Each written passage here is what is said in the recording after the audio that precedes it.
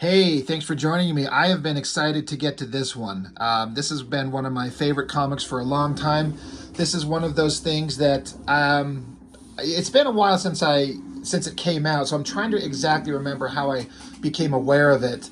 I don't remember if I saw ads for it or I just happened to catch it on the shelf in this collected edition because I don't remember seeing it in its individual issue form. It was a six-issue miniseries, and again, it was published in 2004, and I don't remember seeing it. I don't remember seeing ads for it. But again, it's been quite a while. But I got this book in this collected form in this trade collection, and it's written by one of my favorite comic writers of all time, Warren Ellis. He's written some of my most favorite comics I've ever read, and I think it's primarily because he is a big reader and he's very aware of, he keeps up to date on a lot of like modern scientific discoveries, situations, past and present, and he's always looking towards the science that is current and how it's going to affect our future. And he can take all that information and weave a really interesting story. So I really like that. So, and of course, obviously, I guess we should mention Warren Ellis. He's had some controversy in recent years. He basically got canceled. I know the basics of it without trying to say anything too controversial. I don't know if I agree with his cancellation at all. These were like grown-ass adults choosing to interact with him, and then they just wanted to absolutely obliterate him. Maybe he did some scummy things, but a fucking grown-ass adult can deal with the consequences of their own shit. You don't need to destroy a human being because you as an adult made your own choices. That aside, I think it sucks that he's been essentially canceled, and I don't know if he's written anything recently because of all of that. That aside, I can separate in most cases, the artist, or like the writer from the person. I can just look at the art that they've created and enjoy it based on the merits of the work itself, as opposed to like, this person did something I don't like, so I will never read anything they've ever done ever again. But the story, Ocean. So it's automatically like, it's done through this Wildstorm Signature series, which I don't know. Again, another thing, if like, I don't remember if I heard about that. Like, what is this Wildstorm Signature series? But it just kind of seems like it's one of those things where here's like a special, unique thing. It's not just a standard superhero comic like they've been doing through Image Comics forever. It's a unique, special, one-off kind of situation, which is what this is. This is an entirely new story, an entirely new concept. It is not about superheroes at all. It's a science fiction movie, and it's one of the best science fiction movies you've never seen. I would die to see this thing brought to life, and they need to stick to the story exactly as written by Warren Ellis. This would be such a great movie. And I know there's a lot of conversation. I've talked about this before where I don't like it when comics are used as an obvious like a platform to get their idea made into a movie. Like, sometimes you get the feeling like the comics are made as it's not where anybody's interest is. It's like, well, if we get it adapted into a comic book, that gets it out there, and then maybe we can move on to the next step of getting a movie studio to pick it up. I think comic books should be their own special medium. They have their own special, unique things that they do better than anything else. And it's a great place. If you've got a story, you can tell it. As long as you can just get it sat down and drawn, you can tell your story. It might be better as a movie or an animated something, but if you can't do any of that, you can tell your story in a comic book form, right?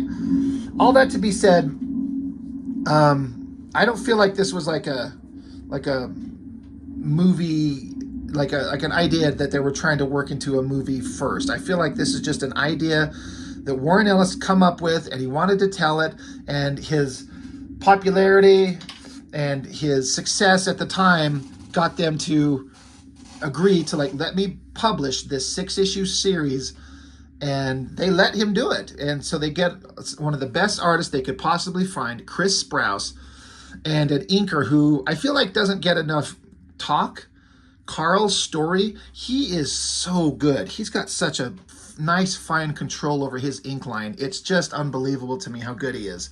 So again, it's kind of interesting to me that get like Jim Lee's studio, Wildstorm Comics, to base it just has to be based on the popularity of Warren Ellis himself. How good is he? And how much people would be interested in his work. And we're going to publish this science fiction comic. There are no superheroes, which again, that's what comics tend to be by default thought of, is it's superhero shit. No, this is pure science fiction, like science fiction action adventure stuff. And I think it's great.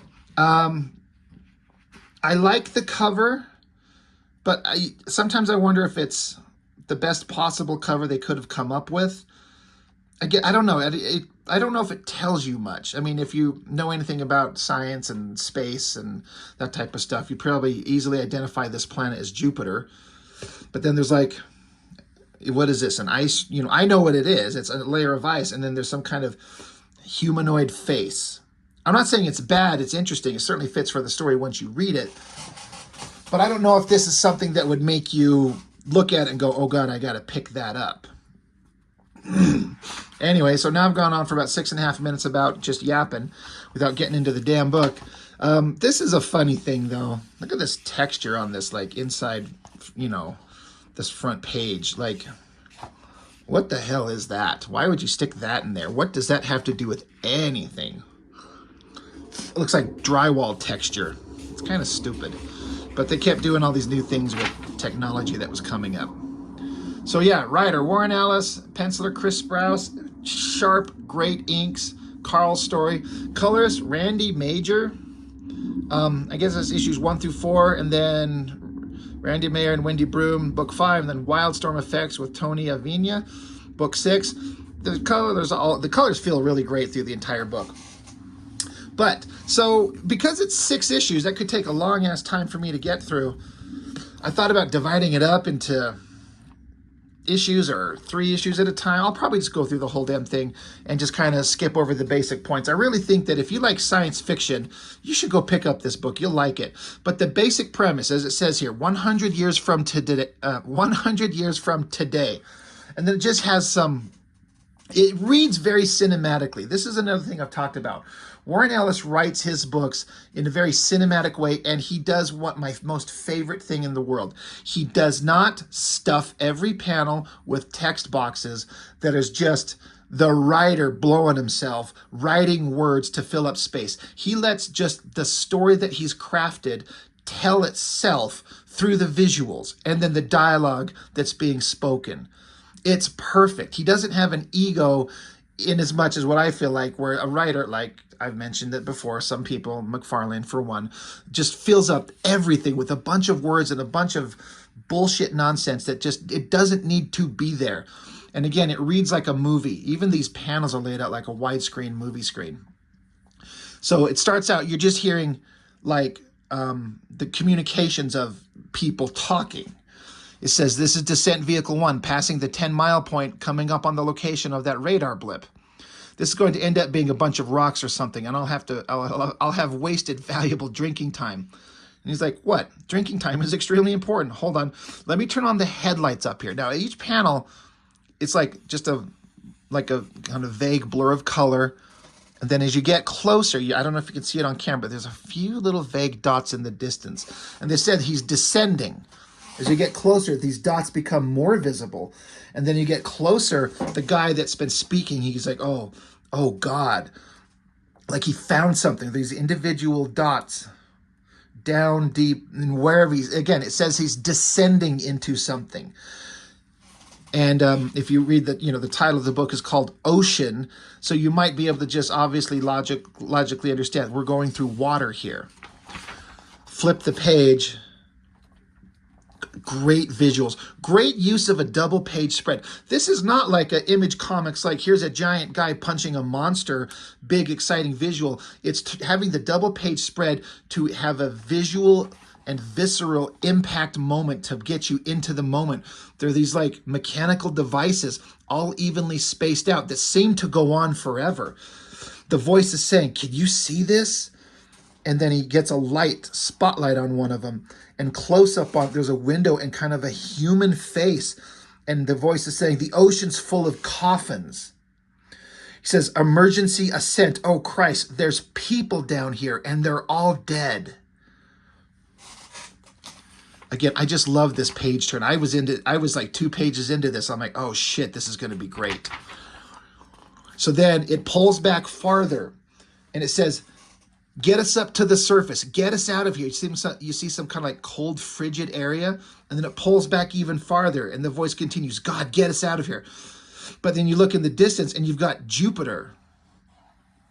So if you're putting 2 and 2 together, like they're in space. If this is Jupiter, they're on one of the moons.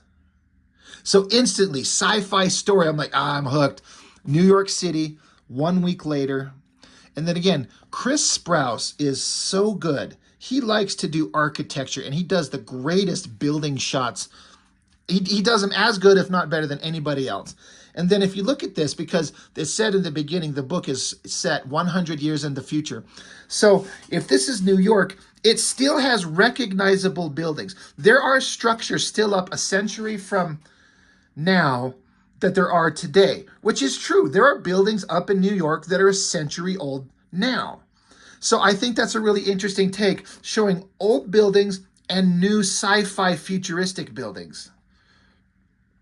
Great addition, great perspective, and perfect details. This Chris Sprouse is just too damn good. And then we get to a guy. Now this is like the protagonist of our story. His name is, his name is Nathan Kane. I just can't help but look at it. I mean, he's a black guy. He's bald. He's got a goatee. He's in a science fiction story. I'm like, oh, it's Captain Sisko from Star Trek Deep Space Nine. So if I end up just calling him Captain Sisko, you're just going to have to deal with it because I like Captain Sisko better than Nathan Kane. Anyway, here's another interesting thing that Warren Ellis is doing that is so much more relevant 20 years later than it was even at the time. Everybody that is in, so you got the main character. Holy shit, excuse me. You've got the main character. He's got a cup of a drink, coffee, something in his hand, and he's holding a book.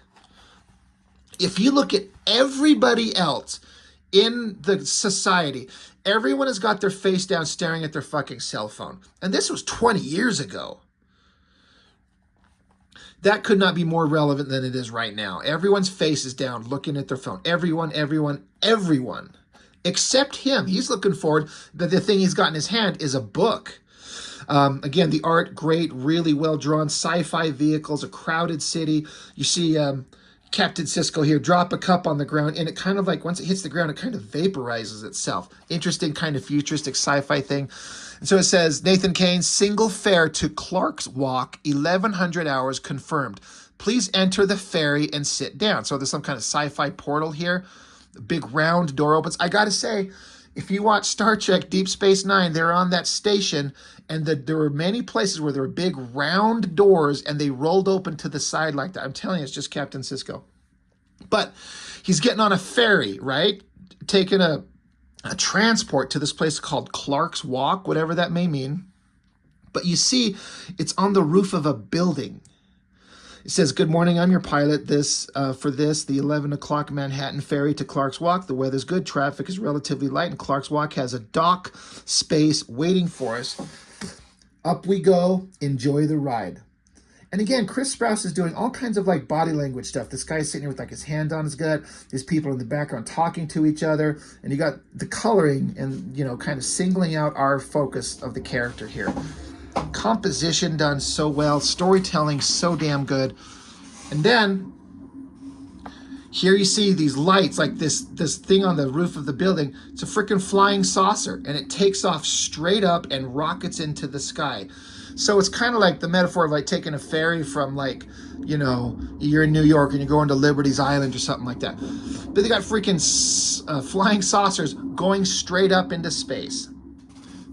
And so our main character, Captain Sisko here, he's looking to the guy next to him and he says, do you know how people used to go up on the top of something the size of an office block full of chemical explosives.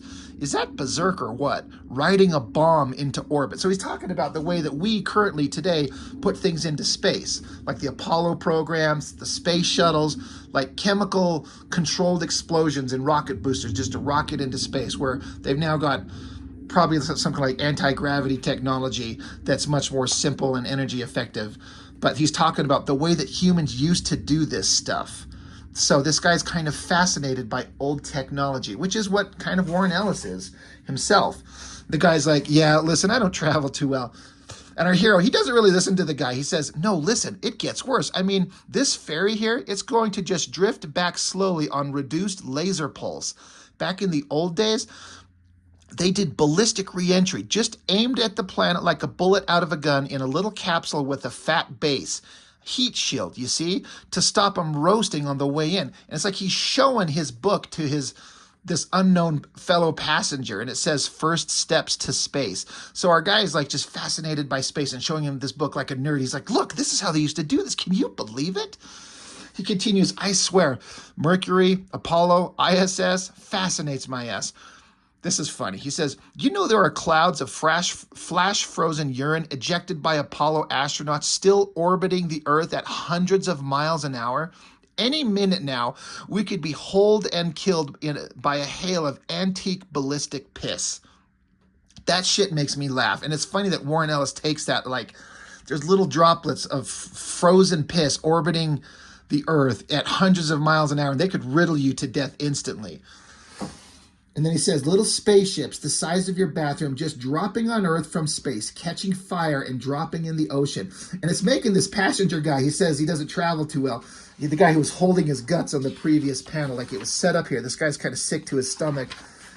Now he's puking his guts up because our main hero guy is talking about shit that just fascinates him. He's not really concerned. Another thing I got to give credit to, look at Chris Sprouse's artwork drawing this guy's bald head. Like, the human head is not just a perfect round shape. It's not like a circle or even just an oval. This human skull has unique shape. Like, look at the shape of his skull here. A little bit of a point on the top. It is so good that he does this. It's fascinating to me how good he is. And then the expression. God, Chris Sprouse is so good. But the flying saucer, we started here, and then it kind of continues like in a visual equal kind of balance here. Starting, now it's all the way up into space. And again, just letting the visuals tell the story. There's a big giant space station up here. Comes along, docks. It says United Lunar Shuttle to Tranquility City launches from the moon, Arm 9, in 40 minutes. You are reminded that narcotic laws on the moon hold that internal drug implants must be neutralized before entry. Special page for Inspector Nathan Kane, just arrived from New York City. Please report to Arm 1 for your transfer to Mars. Thank you. So then I start getting like Total Recall vibes in a way. He's on the space station, and there's these announcements over the intercom saying like, hey, remember, if you're going to the moon, there's specific drug laws on the moon that don't apply in the same way that they do on Earth. So some people are going to the moon, but then also this guy, like, hey, you got to transport to Mars. So he shows up, my identification, some kind of wrist-mounted implant, cybernetic implantation, says United Nations, so he's kind of connected to government.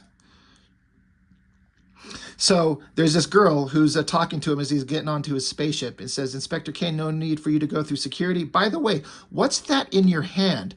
And he says, it's a book. And she says, oh, is that what they look like? So again, getting into like, people don't hold a physical object and look at pages and get information. It's all digitally, which really feels like today. I mean, people know what books are, but everyone does everything digitally. It's just really fascinating to me. So it says, Port Traffic Control, this is Mangala Transit Flight 003, outbound for Deimos. I think that's one of Mars' moons. Requesting permission for undock, and start. Understood, 03, you are cleared for undock. 3-minute window for clearance for port space. So again, I love this technological sounding dialogue. And again, just looking at the artwork, if you've ever looked at videos or photos of the International Space Station, this arm and these round docking ports where they come out and angle straight down, that looks exactly right, just futuristic. And then look at this spaceship that Chris Sprouse designed here. It's not just a bunch of straight, hard right angles. It's curves and ovals, and it looks like a real fucking spaceship that makes sense. Chris Sprouse is so good at design and architecture. He's so good. And speaking of, it's a low angle shot on this spaceship that he's getting on. Looks kind of like a submarine in a way, but like a futuristic spaceship. It says undock, disengage, propulsion systems online and running. 3, 2, 1, main engine start. And then this ship just rockets into the distance. Boom. And then this guy, still holding his book, still chatting up anybody that will listen. He's telling her what the book is about. Or just whoever the person is. It's probably someone new. He says, it's about early space flight. You know, the onboard computer on the first moon ship was dumber than my watch? Imagine that. Getting to the moon on less processing power than a watch just fascinates me. Has done since my daddy made me an Apollo 11 model kit when I was 6. The stack was as long as my arm, and the actual crude ship was the size of my thumbnail. So this guy's just a total space nerd. And then now we get into, it just jumps to, here's the spaceship. They say they were going to Mars, specifically one of the moons of Mars. So here it is docked. It's just there. And then he's getting out. So again, I'm getting Total Recall vibes when like Schwarzenegger went to Mars. A bunch of construction folks. He accidentally bumps into somebody, says sorry, says I'll live. Again, the story is just being told through the visuals. This guy, the generic worker, he's like, you know, the worst thing about working in space is you can't open a goddamn window. So our guy, Nathan Kane, Captain Sisko, he's looking and like projected on the ceiling is like a digital map telling him where he needs to go. Suddenly a couple guys come up behind him and punch him in the face. Like he gets socked and he gets grabbed and a group of people are kind of coming at him. No words said, no dialogue exchanged. And they all pull out these like laser knives. And they say, sorry, Kane, they still won't let us have guns on space station, even hollowed out moons. Otherwise, I would have done this quick. And Kane says, no, you wouldn't have. And the guy who's coming to attack him says, no, I wouldn't have. So he swipes at him with his laser knife. Kane grabs him by the wrist and plunges it into his chest, takes it from him, and chops the guy, like, looks like at the throat. Drops him dead. He's obviously a bad motherfucker. So all the other guys looking on is shocked, and Nathan Kane says, I'm waiting, ladies. And again, it just cuts to a new scene. He's in jail. Like he got, you know, the authorities show up. He's like, he says, can I get changed? They're like, you look good in red. Shut up. So they're being kind of douches. Anyway, they have a conversation here about how they like, all right, we looked up, we know who you are. Like you're a special weapons inspector from the United Nations. And he's like, yeah, I got jumped. She's like, steamer gangs happens all the times. Workers mug people either because they're underpaid and looking for cash or because they're off their tits on speed and looking for someone to hurt. And Nathan Kane's like, well, they weren't workers. Clean hands, smooth nails. And the lady's like, yeah, I know. No distinguishing features. All removed. Artificial eyes and security locks on their DNA so we can't genetically fingerprint them. So right there, more science fiction stuff that Warren Ellis is digging into. Artificial eyes, security locks on their DNA so we can't genetically fingerprint them. So smart. And so she's like, why did you come all the way to Mars to have some people out here want to kill you? He says, I have no idea, but they knew my name and I know why they want me dead. And he says, care to share? He says, if I had my way, yeah, but I'm on orders from the United Nations Security Council. So she says, why you were scanned the minute you entered my office. You're carrying guns. Why didn't you use them? He says, I hate them. She's like, right. And he's like, no, I mean, I really goddamn hate them. Guns screw people up. Even picking up a gun screws people up. That's why I'm a special weapons inspector, because it means I get to take guns away from people. I don't know if I agree with that exactly, but guns in the hands of the wrong kind of people, yes. Anyway, basically he's like, all right, he's going to get cleaned up and he's going to get on his next transport because he's taking another ship, a different ship, out to Europa, one of Jupiter's moons. So he's traveled from Earth to the moon to Mars, and he's going to Jupiter. But then again, it just cuts to a new scene. There's Jupiter and a couple little orbiting moons.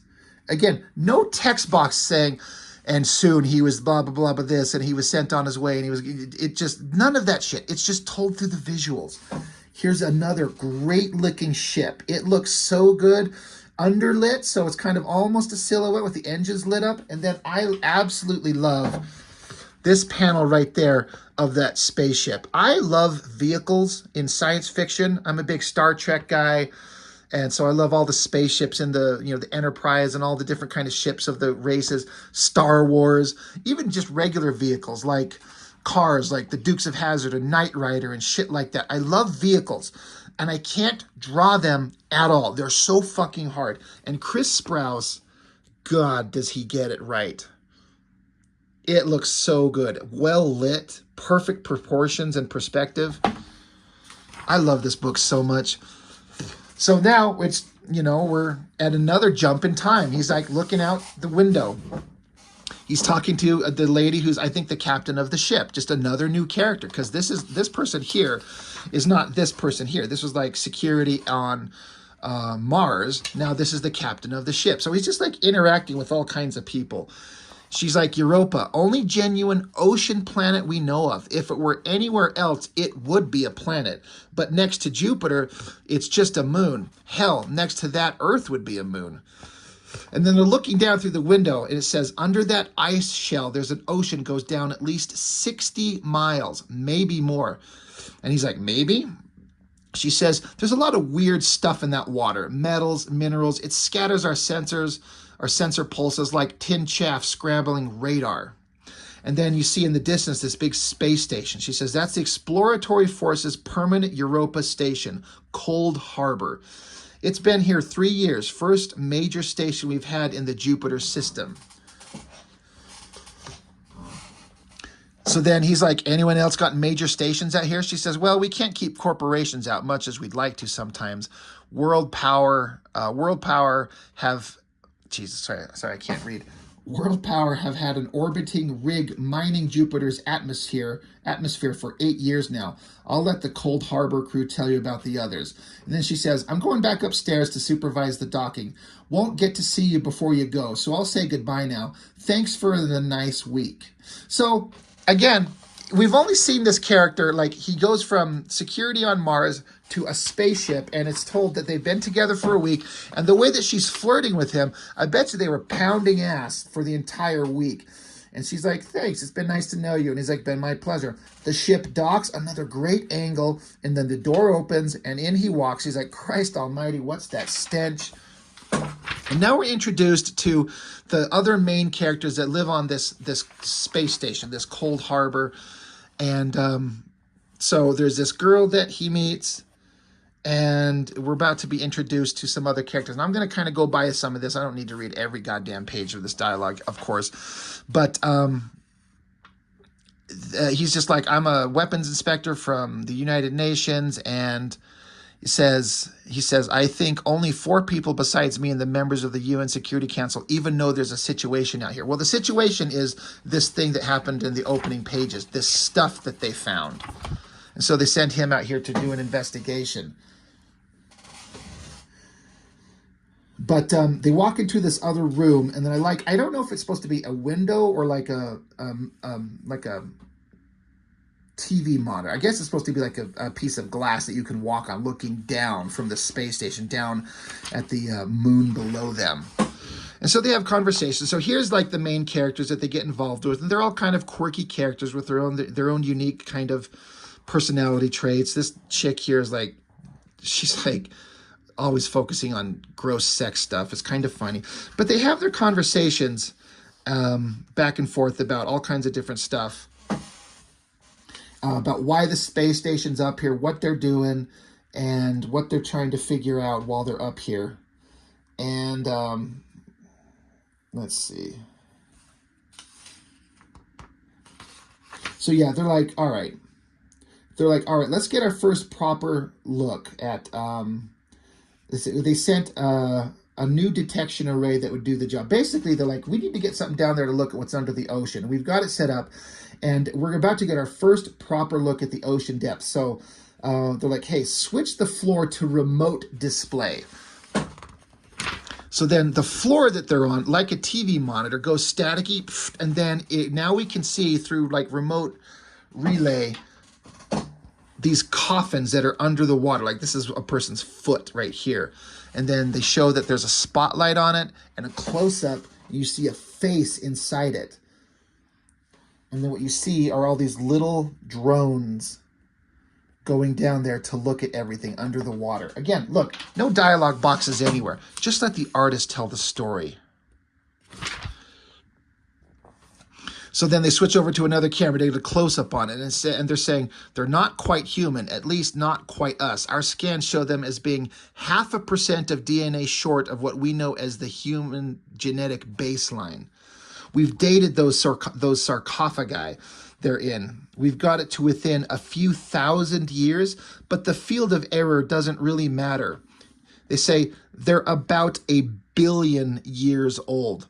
So I think this is the end of one issue. The one thing that's interesting about this is it's a 6-issue miniseries, but there's not a defining like end issue 1, begin issue 2. It all just flows and reads as one flowing story. I mean, there's no like showing you an obvious break, but I think this might have been it, where it says they're about 1 billion years old. So the whole idea of this sci-fi concept of that there are these hundreds of these things, thousands of these things with humanoid creatures that have been there for 1 billion years. It predates human civilization, human life. The sheer implications of that are beyond mind-boggling, and I love it as a sci-fi concept. So they continue talking back and forth, kind of joking with each other. They're saying here, every reading it says that those alien creatures are in suspended animation. Physically, they're only about a week older than when they went in. So this suspended animation, slowing your body vitals, and they're 1 billion years old, but they've only aged like a week. They said the first one we found was broken. I guess the seals went and the person inside hemorrhaged to death before freezing solid. There's about a dozen like that. The others are all in perfect order. So the guy's like, 1 billion years. I'm having a hard time getting my mind around that number. I'm also wondering why they sent out a bomb sniffer, why they sent a bomb sniffer out to manage what looks to me like a first contact situation. Human or not, if they're 1 billion years old, then they're aliens. And this girl's like, well, 1 billion years ago, Earth was a superheated rock with air like poison soup. Mars was probably nicer. May have not even been an asteroid belt yet. Weirdly, Jupiter was the only thing we had going for us back then. It's so damn big that objects coming into the solar system, comets, killer rocks, other stuff like that would make a bad place worse if it hit us, just tend to get sucked into Jupiter's gravity field and out of harm's way. We think one of the reasons we haven't found life in any of the other solar systems with Earth-sized planets is because their gas giant planets are in the wrong place. So, again, that's Warren Ellis getting into the science of it. The reality of Jupiter's out there. It's so damn big, it just kind of is like a space vacuum, sucking up deadly debris, keeping it clear, allowing life to flourish. Whether you believe in evolution or God or whatever, it's still the mechanics of the way the solar system functions. So the girl who runs the station here, she's like, okay, warm it up, we're on our way. She says, Johnny's prepped our ride, Inspector Kane. We'll show you firsthand why you're here instead of a first contact team. So again, our hero guy, he's like, this should be first contact. I'm a weapons inspector. I'm a bomb sniffer. Why am I out here? And she's like, well, come on. We're going to go take a look. I'm going to show you why they sent you instead of first contact specialists. So anyway, she's like, you probably saw the descent discs on the way in. Air, sea, spacecraft with a diamond hull. These things need to take some serious strain. So she's basically explaining. I wonder if they showed it on the space station that they were approaching.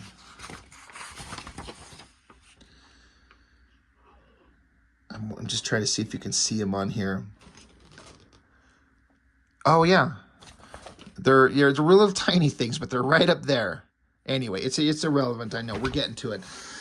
But she's basically explaining we got these spacecraft. They're really rugged, tough motherfucking machines. They need to be strong.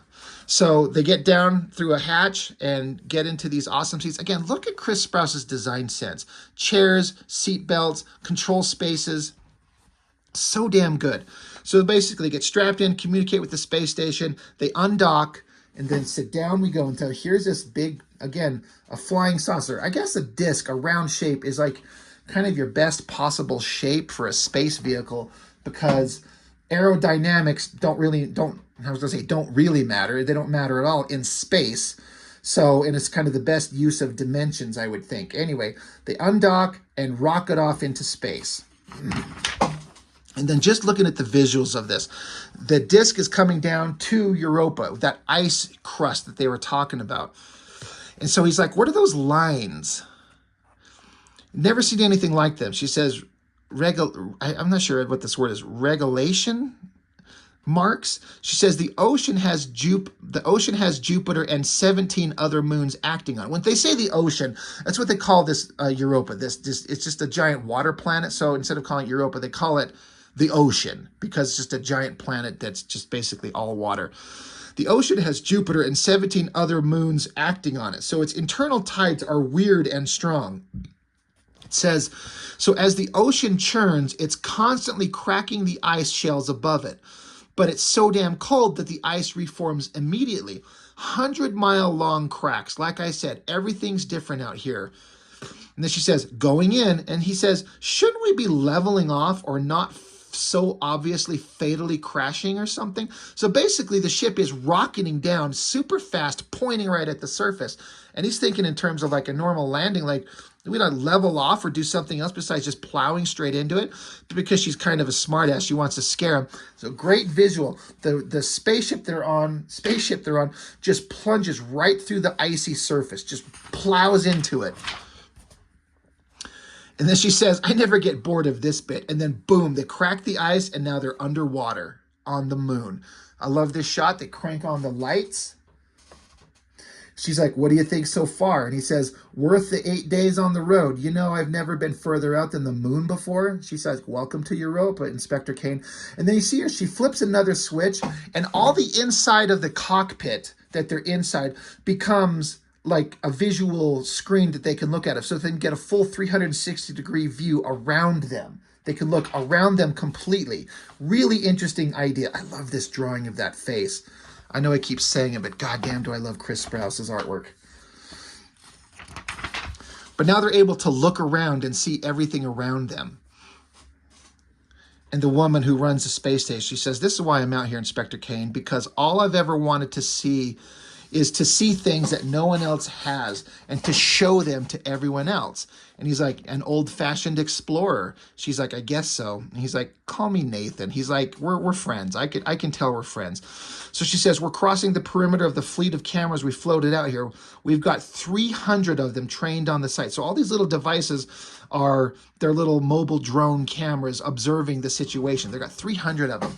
And so they keep coming down and past the sarcophagi, and there are these other giant machines down here. And Nathan Kane's, he's like, weapons? And she's like, that's what we figured. None of our scans led us to any other conclusion. Keep looking. It gets better, she says. So their little vehicle keeps churning away past the weapons, and then another, look at this great visual. It's kind of a double page spread almost with some panels like, you know, this round circular, but it's basically a fucking Stargate. I mean, they don't tell you that, but looking at it, you're like, well, that must be what that is. And then look at these great technological machines. God damn, they're so cool looking. So our guy's like, okay, what the hell is that? She says, the technical term is beats the crap out of me. He says, so you find all of this, put the call into Earth, and she's like, and they told us to sit still because they were sending us a United Nations weapons inspector. And he's like, and here I am inspecting. She says, I don't think we should have waited. Got one more thing to show you. So the vehicle they're on ascends back up to the surface, breaks out through the ice, busts through it. Now they're going back out into space. So we see the alien sarcophagi. We see what looks like giant weapons. And now we see a giant circular device that makes you want to go, is this a transport? So now she's back into space. She's passing Cold Harbor, their space station, off into the distance to another space station out here that looks a lot bigger, a lot more advanced, and like creepy spider arms hanging out from it. And so our guy Nathan Kane's like, I always thought space stations would be pretty. All this progress in space for something that looks like 8 worms stuck onto an old lady's ass. She says that's Platform 1, owned and operated by the Doors Corporation. It's like, hey, the same people whose operating system makes my computer turn blue and fall over twice a day. Why do they have a station out here? She says, this is the frontier. Not too many prying eyes out here. Secret research looking for new exploitables. She's like, well, why are we looking at them? She says, because I'm stupid. Doors are the biggest computer and communications company in existence, and it's also 3 nations. I should have known that not only would they find all that stuff in the ocean too, but also that they'd learn how to talk to it before we did. And he's like, oh. She's like, yeah, they tapped the telemetry from our probes. They deciphered it before we did. And then they sent their own probe down. And they sent a signal that triggered a power-up sequence in the weapons. So holy shit, this other independent corporation, just an independent entity, tapped into their information, deciphered the information, and set down a code that turned on the weapon systems. And so Nathan's like, oh Christ, how long before? She says, before the things reach full power, a few days maybe, at which point they're ready to go. We need you to work out what they are and what they do and how to turn them off before they power up. So now we understand why they brought the United Nations weapons inspector out here. He's like, hail, Platform 1, I want a meeting with whoever's running that station right now. And then it's just a big, ominous, scary space station with them hovering next to it. And I wonder if that's the end of issue 2. I wouldn't be surprised if that is. I could be wrong. I'm not for sure. Kicks over to the next scene. They dock with the new space station. They come along, getting out. And he's like, I want to talk to the guy who's in charge right now. And then she's talking to him. He's like, do you see that? The way that they all move the same? And he's like, you've never been into a Doors installation? She's like, no. She says, because again, Doors is the name of this corporation. He's like, most Doors offices use corporate humans. When people are hired on, their own personality is shut off for the duration of the work contract.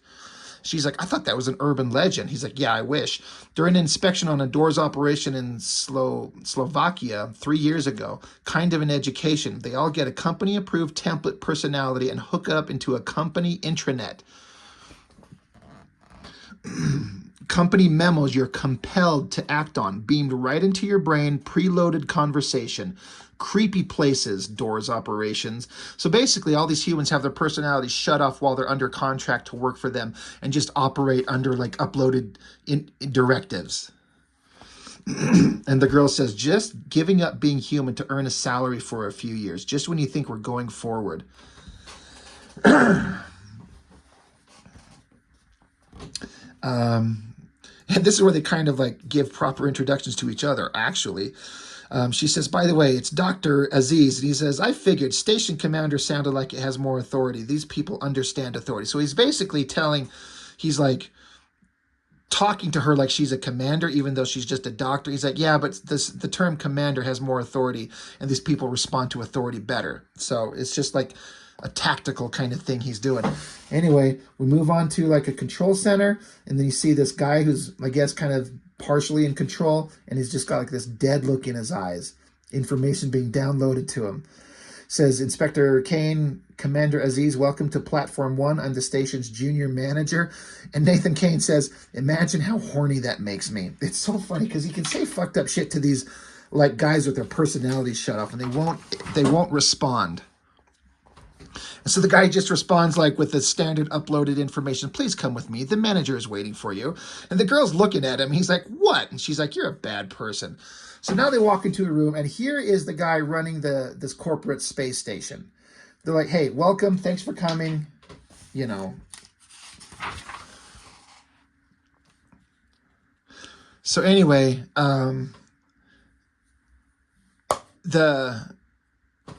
sorry, our hero, Nathan Kane. I'm just wondering, they didn't mention this guy's name yet. But anyway, so Nathan Kane's like, what's going on down there? He's like, well, I thought I'd put together a way to help you retrieve the weaponry and cryogenic stasis units from Europa's ocean. I'm well aware that your station doesn't have the heavy lifting equipment necessary for the task. However, we do.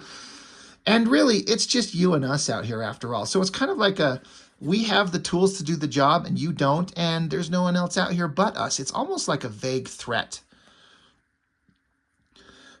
And so Nathan Kane's like, is that within the bounds of your managerial system? I don't think you had that kind of autonomy. The guy's like, oh yeah, we have usage quotas to fill on this equipment, and they're not going to get filled any other way. So again, they're just kind of sitting here. You know, our guy, he's kind of assessing the situation. So Nathan Kane's like, you know why I'm here, of course. He's like, oh, yes, I'm glad to help. We have no issues with the United Nations. This station is very much on the edge of the corporation's interests in any case. So the girl's like, what are you doing out here? It's like, we're a weapons proving station, test firings, research into radiation shielding. People on Earth get upset if we fire guns at the moon. Which, yeah, I could see that.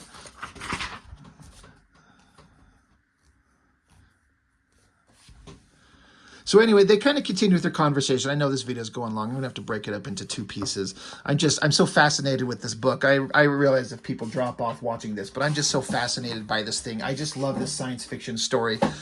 And the story that Warren Ellis wrote. I just enjoy it so much. Anyway, they keep going. They keep talking. This guy's basically trying to lull them into a false sense of security. And I don't think that Nathan Kane's... he's falling for it one little bit. And so they keep talking. They go back and forth. And Nathan Kane's piecing it together. He's like, he was attacked earlier by those guys randomly. And Nathan Kane's piecing it together. This guy's probably the one who sent them. So he's basically laying his cards out on the table. He says... Kane's like, makes me wonder exactly who would not want me out here. Maybe people who share a personality that comes preloaded with lines and phrases. You know, don't you? And we would have let you extract them from the ocean. Games are over. You will cease and desist all activities on Europa, and you will turn over any and all data derived from your activities over to Cold Harbor. That's effective as of this moment. So this guy's like, you're working from a few misconceptions here, Inspector. First, of course, is that I give a shit about anything that you say. So, shit's getting intense. And so they keep going back and forth about what their corporation, the Doors Corporation, about what they're going to do. And they're like, weapons research is a vital concern for our company. You do not get to take these things away from us. So they're like, we found these things, or you found them, but we're going to exploit them. We can take them. You're not going to get them away from us. He says, we also develop as well as prove weapons. For instance, a projectile weapon safe for use in space stations. You may find this interesting, Inspector. And Kane, as we know, doesn't like guns. So this bad guy here, he's like, it fires high-velocity droplets of acid that harm only biological material, not station walls. So he's like, this is a weapon because you don't want to be firing guns in a space station. Like, you rupture a wall in a space station, you're exposed to the vacuum of space, you're dead. But here's a gun that fires like high-velocity shells of acid that only dissolves human flesh. So, smart weapon. So he's basically like, I can do whatever I want out here. I've got autonomy. There's no one else to stop me. So he points the gun at him. But then suddenly the space station, this is one thing that kind of threw me off for half a second. Like, what happens here? The guy's got the gun pointed at him, got him like dead to rights, right? But suddenly everything rocks to the side. It vibrates violently, sending the guy off to the side. He drops his gun. So then our hero, guy Nathan, he's jumping up in that momentary pause. But what we see is there another one of these descent discs, like they wrote over themselves. It's 2 of the other people from the Cold Harbor space station. They've been listening in. They saw that they were in trouble, so they brought over another disc. and they rammed it. That's what jostled the whole space station, because these disc ships are so rigid and so strong. They slam into it to knock everybody off their feet. Boom. Sends everyone tumbling. Bad guy's going for his gun. Gets a boot to the head because Nathan Kane's a badass. Beats the shit out of him. Smashes his head onto the glass. Nathan Kane's pissed off. Keeps slamming his head down onto the counter here. They're like, back to the disc. We got to go. And now the girl's like, we're going to be shooting our way out of here like American cowboys, aren't we? So they get running, and then they get into their own ship, get into it, get undocked, fire their... Well, they actually don't get undocked. They fire their engines and rip the connecting arm, the docking arm, rips it just right off the space station and takes off. So now we've got a conflict with this other corporate space station out there. What are we going to do? So they keep talking about, what are we going to do? What's our situation? How are we going to solve this? And so they look at how they're still trying to decode the information from the aliens under the water, trying to figure out what they are and what we're going to do. And then we got a scene. It's some hours later. There's this awesome kind of like sitting area. There's this bubble, but this ladder comes down to this flat platform right here. And our guy's sitting in it just looking. And he's talking about how his body, he can never tell, his body clock never adjusts to space station and space time. So he's really kind of off. He doesn't know if he's up late or up early or what it is. So it's another kind of a truthful thing about working in space.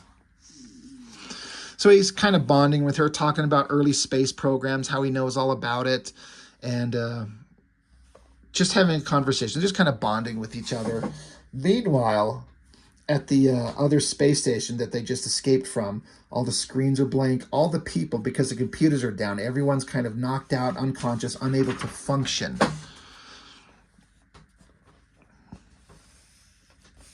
And this is kind of funny. One of these human drones, he just approaches with, again, it's got uploaded personality traits.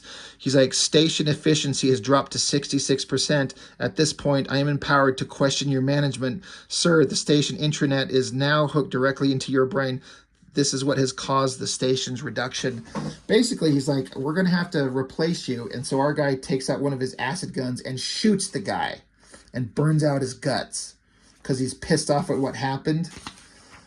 He's a bad guy. And the guy just melts in front of him, and he's just screaming. It's pretty fucking gross, and it's pretty sadistic. So well done.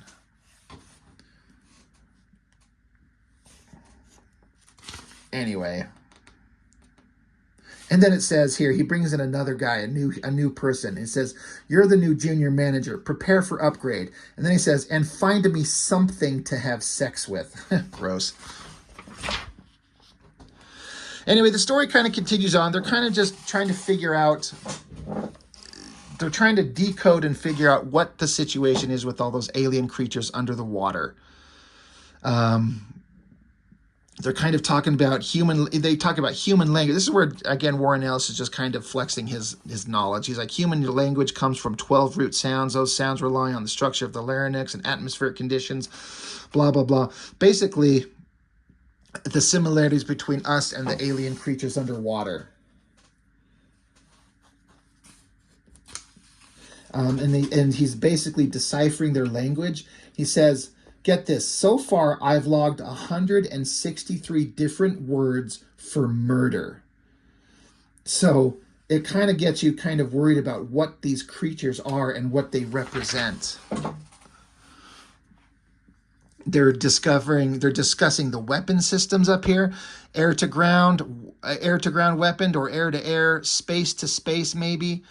But where are the space vehicles to mount them on? The hell with it. Show me. So he's basically just kind of looking at these weapons like, how do these things function? How does it work?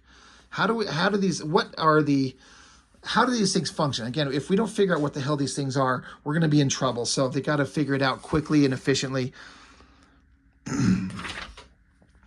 So again, more just kind of human stuff going back and forth between our hero and this girl. There's a little bit of flirtation going on back and forth. Just, again, the human drama of it all. It's all interesting. Again, this video is going longer than it needs to. But but we're in the middle of like a time frame where they're trying to figure out how to solve the problems before the other corporation space station comes after them, before the aliens maybe wake up. Like there's a ticking element, a ticking clock element going on, and it's like we got to solve these problems before these aliens, they have a bad feeling about them. Like they've got all these words for murder. They've got giant weapons. Basically, these aliens are asleep, and the only thing they kept with them is a transport system and their giant laser guns. That's intimidating. That's scary.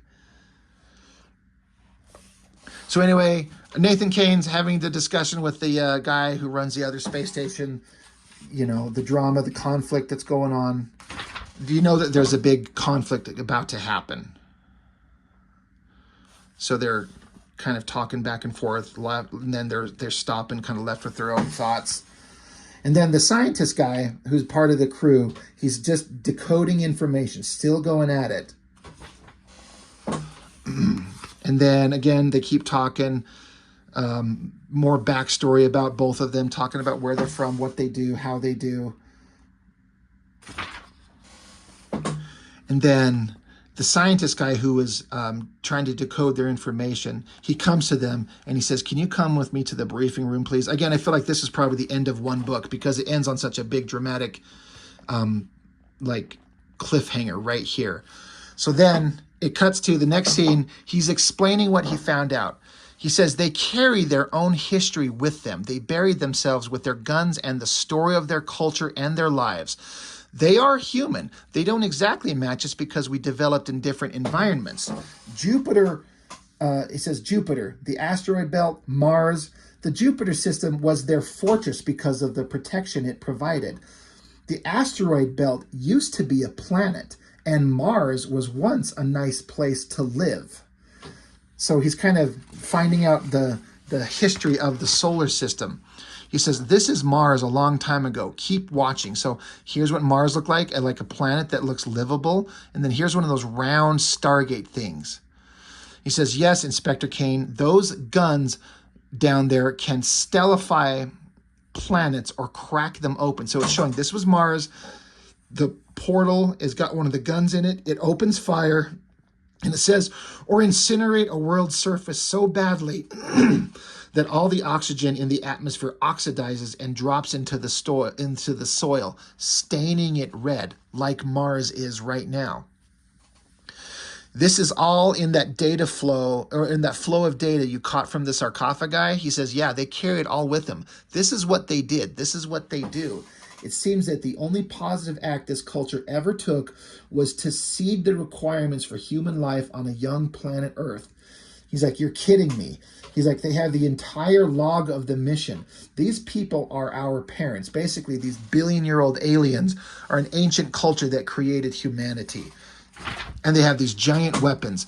They say this is a warrior culture, apparently at war with other species, certainly at war with itself. Civil war seems to have led to them destroying their homeworld between Jupiter and Mars, and it seems to have been the threshold event. Maybe it triggered some kind of massive cultural-wide trauma. Maybe they were afraid of reprisal. I don't know. But it seems that the remains of the culture put themselves under the ice and went to sleep. They couldn't bring themselves to commit suicide, but they couldn't live with themselves anymore. So basically, they had their own planet and their own warring ways, destroyed their own planet. And he's like, you know what bothers me most? Whatever's in them is in us. We are their children. And so we see underwater, again, the sarcophagi, the stargates, and the weapons. And the Stargate itself has lights blinking on. It's turning on. It's starting up. And then they're saying, shit, they call it a torus, but basically the big circular Stargate. They're like, it just developed a power field. Like, oh shit, it's turning on. They're like, it must be hooked up to an overall power sequence. Well, what's it doing? They said it's developing an electromagnetic field, and the field is reaching out. It's like the source of 1,000 invisible rivers. And they're like, well, where do the rivers run? To all over the solar system. I'm tracing them now. They're like, one of these energy ribbons that's coming from the Stargate reaches out of translunar space within 250,000 miles of Earth. Basically, one of these things can take it right to Earth. And then again, the sarcophagi are lighting up. All of them are activating slowly. This ancient death culture is waking up. They're saying, I'm detecting a communications net down there. Weapons are at 50% power-up sequence. They're talking to the sarcophagi systems. The guns are waking up their owners. And they're like, a mad society of prehistoric intelligent human planet killers is waking up, and their guns will all be warmed up by breakfast. And then while that's going on, the other space station, the Doors Corporation, just dropped a bunch of probes into the ocean. Like, oh, shit. Here comes all these probes rocketing down, blasting through the ice crust into the water. Again, look at these visuals. Chris Sprouse is just so good. And again, I know we've been into this hour. I probably should have divided this video up into 2 pieces, but we're just going to keep going. And I understand if everyone's kind of done listening to my voice talk about this fucking book, but I'm just enjoying it so much. We're just going to keep going. So the Doors Corporation's little ant-looking little space probes are going down there, and it looks like they're trying to connect to the alien technology. Basically, they're trying to take it over. Says they're talking to the weapons onboard computers. And so he's like, how the hell are they doing that? And she's like, well, it's because they have more tools than we do, which makes sense as a government-funded facility versus a private corporation that can independently fund itself. Probably got better tools. So this one girl's like, well, why don't we take down one of the descent discs and smack around these alien probes to disrupt them while you guys try to hack the system and just... and solve it from up here. We've got to stop them. We've got to delay them. We've got to not let that other corporation get a hold of these powering up weapons that can destroy planets. So the girl, the 2 of them, they take 2 of these discs. Again, they just disengage from the space station. Great drawings again, smashing through the ice into the water, and they just start smashing into the Doors Corporation's probes underwater. And again, I love all these silent panels. No sound effects, which is another thing that I love that Warren Ellis's comics do. There's no sound effects, nothing needed. We don't need a giant, like, crash sound effects as these things crash through here. It's just visually told. It's silent, and I love it. It's so perfect. One of the little alien bugs grabs onto the descent disc and tries to start hacking into them. Starts trying to cut into the ship. But then the other descent disc comes along and scrapes it off them. So team efforts here. I just love all these pages. They're so visually interesting. But they're basically trying to hack the alien technology. What the hell are we going to do? They're going to open up a wormhole. They're going to take it to Earth. What are we going to do? So basically they hack into it, figure out a way to, they're coming up with a plan to solve the problem. And from the Doors Corporation, the guy in charge of there, he's got his own ship he launched at the space station that we're on. It's got a giant buzzsaw drill on the front of it to drill through it, and a door kicks open. And here's the bad guy from the Doors Corporation. He's like, kill everything that you see. So now there's going to be a fight inside the space station.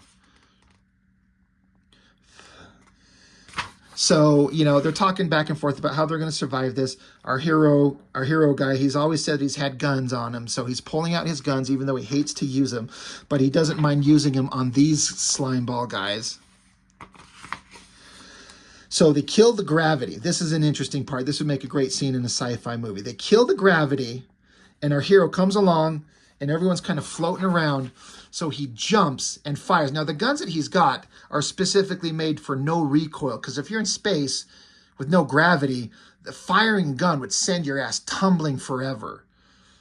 And so, but they're anti-recoil guns. So he's able to fire them and take out these guys. Blood and guts flying everywhere, blood floating in the anti-gravity space. And then he's like, okay, reactivate gravity. He lands on the ground and takes off. That's a bad fucking move, you know? Like, he's a badass. Takes them all out, shoots them dead. They drop to the ground in one big awesome motion. He's got this other awesome weapon where they look like bullet casings, and he throws them at this guy, and then they have like little miniature rockets, and then they point. They become little points, and then just like I don't know, stab the guy to death. It's a really interesting visual. See how he pulls them out, just throws them, rocket engines, little points, kill the guy. Shot dead. Love it. Now we're back to the main, one of the main bad guys. He's got the acid shooting gun, so he's got to stay out of the way of that. A fight scene ensues here. And he's basically taken out everyone except like the leader and 2 of his minions. So they're running around trying to, you know, they got to get to the main bad guys. Shootouts are still happening. And again, it's just a great shootout, great action scenes. Chris Sprouse can draw anything. Warren Ellis paces this out so well.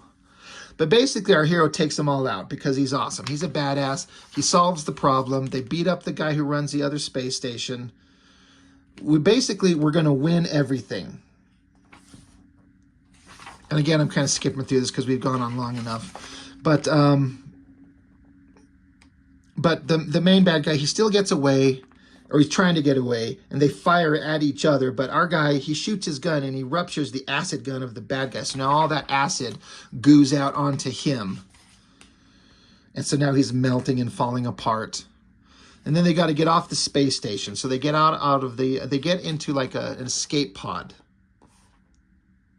And then they hook on the escape pod onto the bottom of their descent disc. So you got the big round flat disc like this, and the escape pod attached right to the dead center of it. That comes up for a specific reason here in a little bit. But they've got, so now the thing is that the alien weapons have powered up, and they're going to start firing. And so the weapons start firing here. Because the good guys on our side, they figured out they could hack into it, and they altered its target. And it says, I hacked into the biggest gun I could find, made it turn around so that it's pointing at Europa's core. And he says, now we're talking about these guns we've already established turned an ancient planet into an asteroid belt. So these guns turning and firing in the core of Europa, like a water moon, it's going to vaporize this thing. He says its core is being turned into a small, short-lived sun right about now. So one of these alien super death rays are shooting at the core of the planet. So they're rocketing up and away. And so, okay, yeah, what they're doing is, okay, yeah. So the laser's shooting at the core of the planet. But these guys are taking their little descent disc with the escape pod rocketing onto it. They're descending into the ice planet itself. Why would you go there if it's about to be vaporized? Well, the thing is, if this gun turns the planet into a small sun, you're vaporized. There's no getting away. But the Stargate is powering up. And they're like, and we've already established that the Stargate leads a path back to Earth. So they have to travel through the planet. They crash down through the ice, going through the water. And they're all on this thing, and then the planet, the core is breaking up, and the moon is about to explode, but there's still the Stargate that's powered up to take them back to Earth. As they're rocketing through the bottom of the ocean, all the alien sarcophagi, they're lighting up. Little arms start extending from the sides of them. The faces of this ancient alien culture, they open their eyes. They're waking up. And they're like, oh my God, they're awake. They're insane. Look at the hate. They look just like an insane, murderous kind of monster creature. Like, these things can't survive. So meanwhile, they're rocketing through. There's the Stargate. And they're like, the planet's going to blow up before we get there. We got to hurry. More speed, more speed. And she's like, hold on, I'm going to flood the engine. They're going to just race. They got to get into the Stargate to get transported away before the Europa explodes. So here's the explosion coming this way. There's the Stargate. Here they come rocketing through it. And then they hit it. And then a bright flash of light. Boom. And then they're like, by the way, we don't know what happens next. We assume this is a transportation system. I guess we'll see. Meanwhile, the Stargate thing explodes as they just pass through it. Our guys pass through it. Stargate explodes, going back to the aliens in their sarcophagi. They're there. They're waking up. They're smiling. They're attaching to their guns and their weapons. But then a look of shock, and then everything explodes. Giant explosion. Boom. and everything is just a couple of pages of just destruction, because we're seeing a planet explode. Europa, the moon, is detonating. The surface explodes. The space station of Cold Harbor is done. The space station of the Doors Corporation is exploded. Just death and destruction and explosion everywhere. And then here, I think this is supposed to be Jupiter, and then the moon itself just explodes in a flash of light, and then silence and darkness. Meanwhile, there's an asteroid out in the solar system, and it flashes with a bright bit of energy. There's a device under it. It explodes again. There's another one of those stargates. There was one hidden inside this asteroid, and then the ship that our heroes were on comes out of it. They're like, what's the visual? What's our speed? And they're like, somewhere between too damn fast and we're all going to die. It's like they're going too fast. They can't stop. They're not prepared. So they're like, I've got one central motor online. I've got 8 thrusters. I'm aiming us at Earth. And they're like, well, what about Clark's Walk, the space station that he went to first? Why don't we just stop and go there? He's like, we're moving too fast. We're like, we couldn't dock at that thing. We're going way too fast. We're going thousands of miles an hour probably. Well, how about an elliptical orbit? Skip us through the atmosphere. He's like, there's no chance. We'd skip off the atmosphere and shoot off in the direction of nowhere. He says, we're going to do a direct re-entry, Apollo style. So basically, if you know the old moon missions, how they came back to Earth, exactly as he was describing in the beginning of the book, it's all coming back to how they were talking about how humans were crazy in the early moon missions, rocketing into space and then using a heat shield, ballistic style, just to rocket through the atmosphere. He's like, we're going too fast. It's the only thing we can do. So it's a good thing he's kind of a student of history. And so the ship's coming down, and we're going to rocket through there. We're going to use, what about parachutes to stop us? Like, we don't have any parachutes. Well, good thing they're in such a rock-hard, badass spaceship. So the ship approaches, and they're going to go rocketing through the atmosphere. And then again, the coloring sells the heat so well. I love the speed and the motion of this all. They're rocketing through, coming up towards what's probably supposed to be New York. And they basically detach the escape pod, and the descent disc splashes down into the water, and then the escape pod floats on the surface of the ocean there, where they are at, and they survived. And he's like, well, that's about the best we could do, and we all survived, and we're here, and basically it's over. And then the book has the covers of issue 2. So well done. There's book 3, book 4, 5, and 6. And some of my favorite things in the back here are concept sketches that Chris Sprouse comes up with. He designs the spaceships, the cockpits. He designs the guns in perfect detail. Gets character sheets of these guys. It's all such good stuff. So anyway, sorry, this went on, we're at an hour and 12 minutes. Maybe I could have divided that up into 2 pieces, but it's such a great sci-fi story, and that would make such an amazing movie. I think that it's such a great untapped potential. I enjoyed everything about that.